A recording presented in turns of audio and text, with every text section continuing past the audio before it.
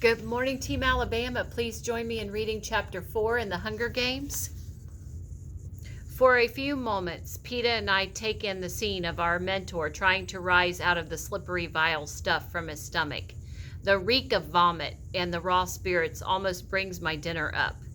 Haymitch had walked in the room, remember, and he puked all over the place. And then Effie Trinket took off because she was disgusted. We exchange a glance. Obviously, Haymitch isn't much, but Effie Trinket is right about one thing. Once we're in the arena, he's all we've got.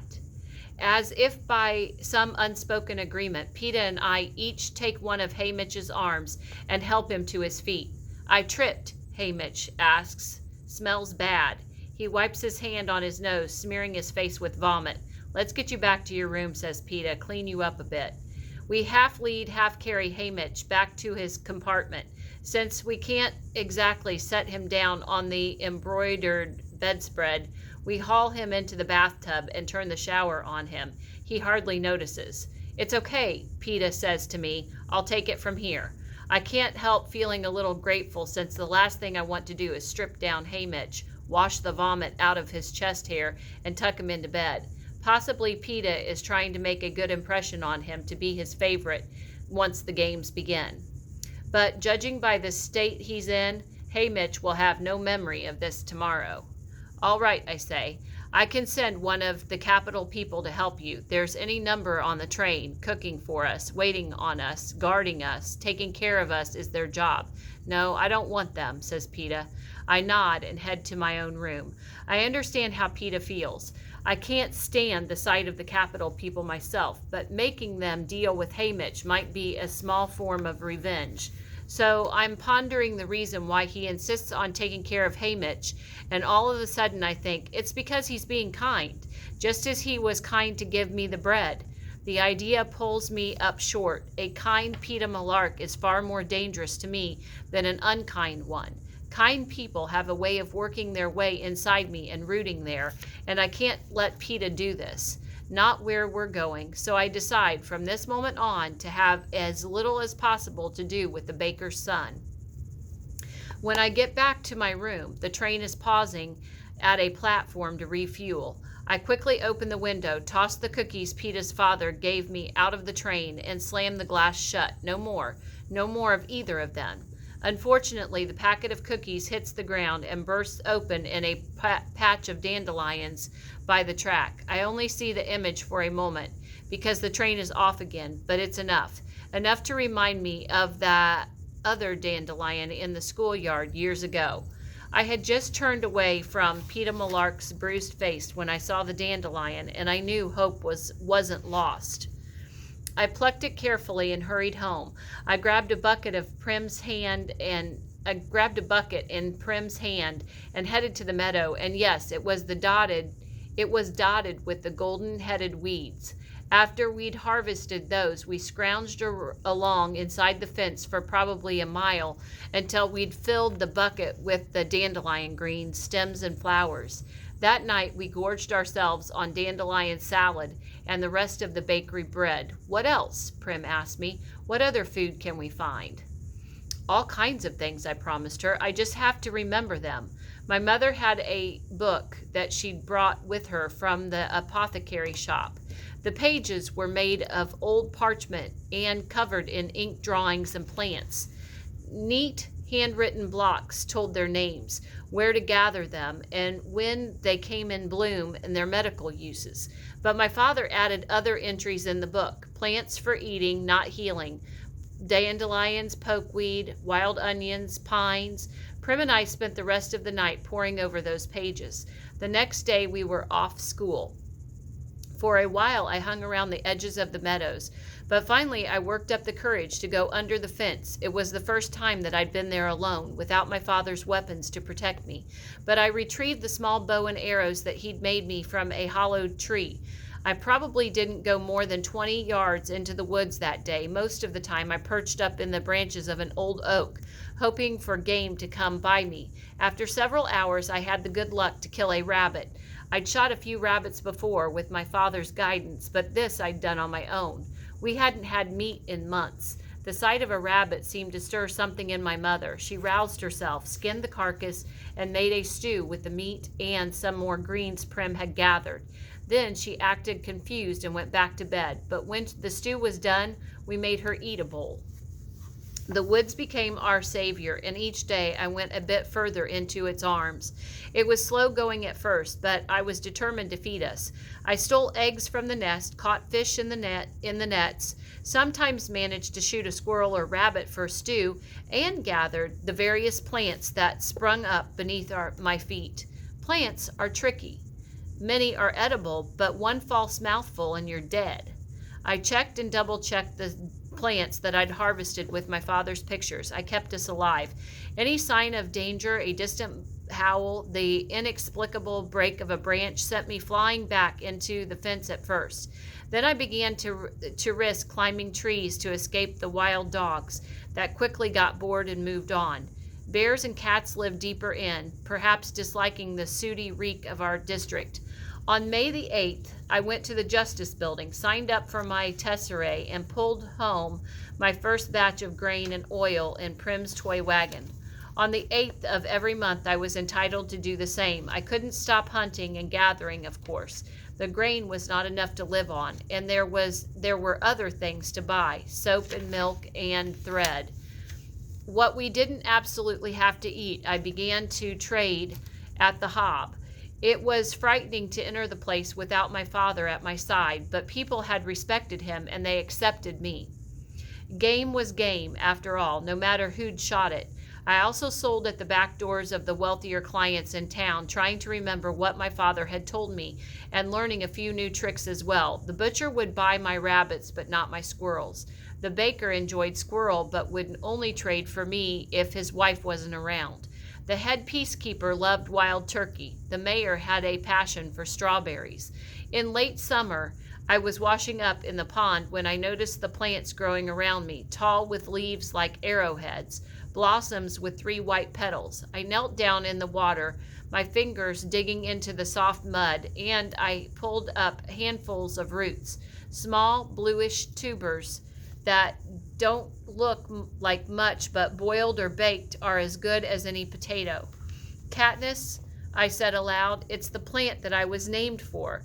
And I heard my father's voice joking, as long as you can find yourself, you'll never starve. I spent hours stirring up the pond bed with my toes and a stick, gathering the tubers that floated to the top. That night we feasted on fish and Katniss root until we were all, for the first time in months, full. Slowly, my mother returned to us. She began to clean and cook and preserve some of the food I brought in for the winter. People traded us or paid money for her medical remedies. One day, I heard her singing. Prim was thrilled to have her back, but I kept watching, waiting for her to disappear on us again. I didn't trust her. And some small, gnarled place inside me, hated her for her weakness, for her neglect, for the months that she had put us through.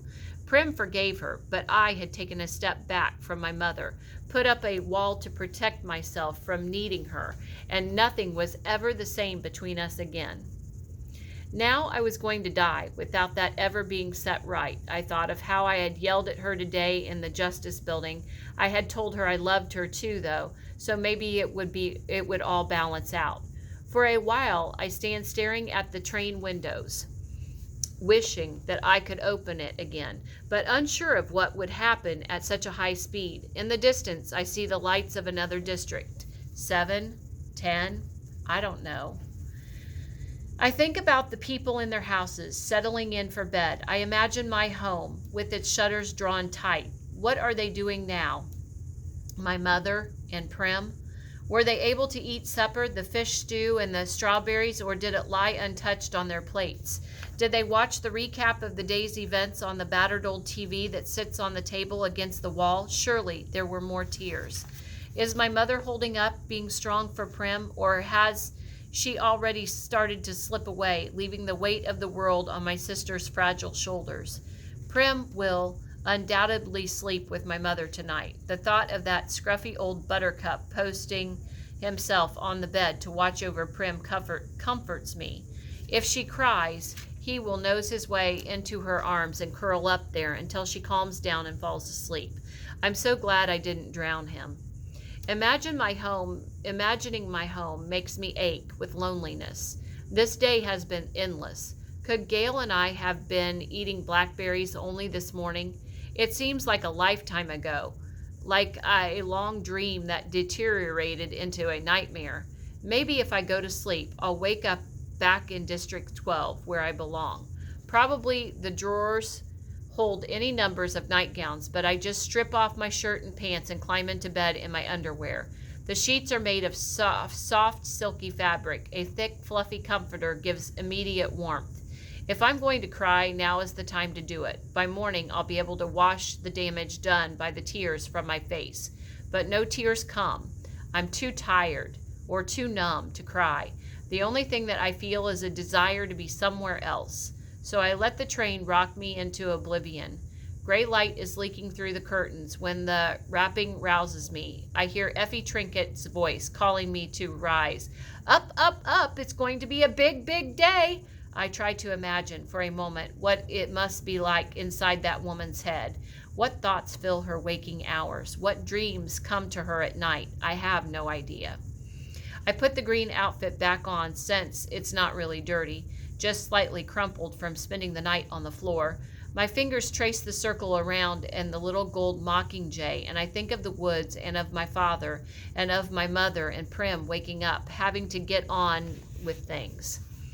I slept in the elaborate braided hair my mother did for the reaping, and it doesn't look too bad, so I just leave it up. It doesn't matter. We can't be far from the capital now, and once we reach the city, my stylist will dictate my look for the opening ceremonies tonight anyway. I just hope I get one who doesn't think nudity is the last word in fashion. As I enter the dining car, Effie Trinket brushes by me with a cup of black coffee.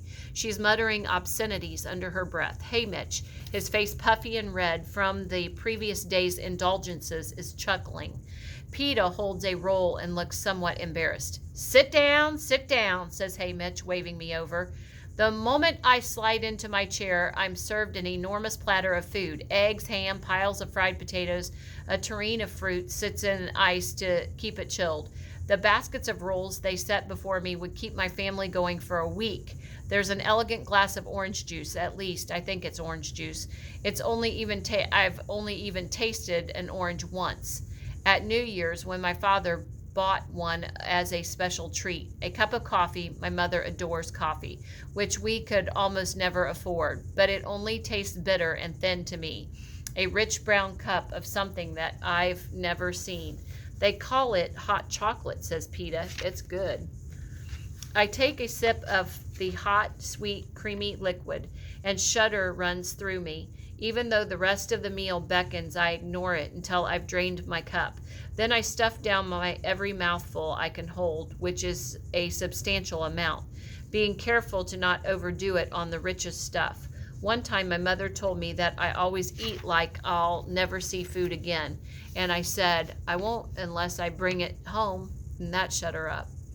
When my stomach feels like it's about to split open, I lean back and take in my breakfast companions. PETA is still eating, breaking off bits of the roll and dipping them in the hot chocolate. Hey Mitch hasn't paid much attention to his platter, but he's knocking back a glass of red juice that he keeps thinning with a clear liquid from a bottle. Judging by the fumes, it's some kind of spirit. I don't know Hey Mitch, but I've seen him often enough in the Hob, tossing handfuls of money on the counter of a woman who sells white liquor. He'll be incoherent by the time we reach the capital. I realize I detest Hey Mitch. No wonder the District 12 tributes never stand a chance. It isn't just that we've been underfed and a lack of training. Some of our tributes have still been strong enough to make a go of it, but we rarely get sponsors, and he's a big part of the reason why. The rich people who back tributes either because they're betting on them or simply for the bragging rights of picking a winner. They expect someone classier than Hey Mitch to deal with. So you're supposed to give us advice, I say to Hey Mitch. Here's some advice. Stay alive. says Haymitch, and then bursts out laughing. I exchange a look with PETA before I remember that I'm having nothing more to do with him. I'm surprised to see the hardness in his eyes. He's generally seems so mild. That's very funny, says PETA. Suddenly, he lashes out at the glass in Haymitch's hand, and it shatters on the floor, sending the blood-red liquid running towards the back of the train. Only not to us. Haymitch considers this moment and then punches PETA in the jaw, knocking him from his chair. When he turns back to reach for the spirits, I drive my knife into the table between his hand and the bottle, barely missing his fingers.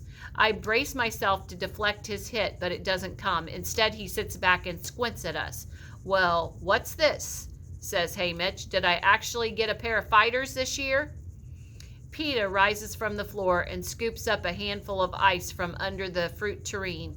He starts to raise it to the red mark on his jaw. No, says Haymitch, stopping him. Let the bruise show. The audience will think you've mixed it up with another tribute before you've even made it to the arena. That's against the rules, says PETA. Only if they catch you. That bruise will say you fought. You weren't caught. Even better, says Haymitch. He turns to me. Can you hit anything with that knife besides a table? The bow and arrow is my weapon, but I've spent a fair amount of time throwing knives as well. Sometimes if I've wounded an animal with an arrow, it's better to get a knife into it, too, before I approach it. I realize that if I want Haymitch's attention, this is my moment to make an impression. I yank the knife out of the table, get a grip on the blade, and then throw it into the wall across the room. I was actually just hoping to get a good solid stick, but it lodges in the seam between two panels, making me look a lot better than I am. Stand over here, both of you, says Haymitch, nodding to the middle of the room. We obey, and he circles us, prodding us like animals at times, checking our muscles, examining our faces. Well, you're not entirely hopeless. Seem fit. And once the stylists get a hold of you, you'll be attractive enough. PETA and I don't question this. The Hunger Games aren't a beauty contest, but the best-looking tributes always seem to pull more sponsors. All right, I'll make a deal with you. You don't interfere with my drinking, and I'll stay sober enough to help you, says Haymitch. But you have to do exactly what I say. It's not much of a deal, but still a giant step forward from 10 minutes ago when we had no guide at all. Fine, says PETA. So help us, I say. When we get to the arena, what's the best strategy at the cornucopia for someone? One thing at a time. In a few minutes, we'll be pulling into the station. You'll be put in the hands of your stylists. You're not going to like what they do to you, but no matter what it is, don't resist, says Haymitch. But, I begin. No buts. Don't resist, says Haymitch. He takes the bottle of spirits from the table and leaves the car. As the door swings shut behind him, the car goes dark. There are still a few lights inside, but outside it's as if night has fallen again. I realize we must be in a tunnel that runs up through the mountains into the capital. The mountains form a natural barrier between the capital and the eastern districts. It is almost impossible to enter from the east except through the tunnels. This geographical advantage was a major factor in the district losing the war that led to my being a tribute today. Since the rebels had to scale the mountains, they were easy targets for the capital's air force. PETA Malark and I stand in silence as the train speeds along. The tunnel goes on, and I think of the tons of rock separating me from the sky, and my chest tightens. I hate being encased in stone this way. It reminds me of the mines and my father trapped, unable to reach sunlight, buried forever in the darkness. The train finally goes to slow, and suddenly bright light floods the compartment. We can't help it. Both PETA and I run to the window to see what we've only seen on the television, the capital, the ruling city of Pan Am. The cameras haven't lied about its grandeur, the fanciness of it. If anything, they have not quite captured the magnificence of the glistening buildings in the rainbow of hues that tower into the air, the shiny cars that roll down the wide paved streets, the oddly dressed people with bizarre hair and painted faces who have never missed a meal. All the colors seem artificial. The pinks too deep, the greens too bright, the yellows painful to the eyes, like the flat, round discs of hard candy that we can never afford to buy at the tiny sweet shop in District 12. The people begin to point at us eagerly as they recognize a tribute train rolling into the city. I step away from the window, sickened by their excitement, knowing they can't wait to watch us die. But PETA holds his ground, actually waving and smiling at the gawking crowd. He only stops when the train pulls into the station, blocking us from their view. He sees me staring at him and shrugs. Who knows, he says, one of them may be rich. I have misjudged him. I think of his actions since the reaping began. The friendly squeeze of my hand, his father showing up with the cookies and promising to feed Prim. Did PETA put him up to that? His tears at the station, volunteering to watch Hey Mitch, but then challenging him this morning when apparently the nice guy approach had failed, and now the waving at the window, already trying to win the crowd. All of the pieces are still fitting together, but I sense he has a plan forming. He hasn't accepted his death. He is already fighting hard to stay alive, which also means that kind PETA Malark, the boy who gave me bread, is fighting hard to kill me. That's the end of chapter 4. Please go ahead and write 4 or 5 facts over this chapter. Have a great rest of your day, Team Alabama.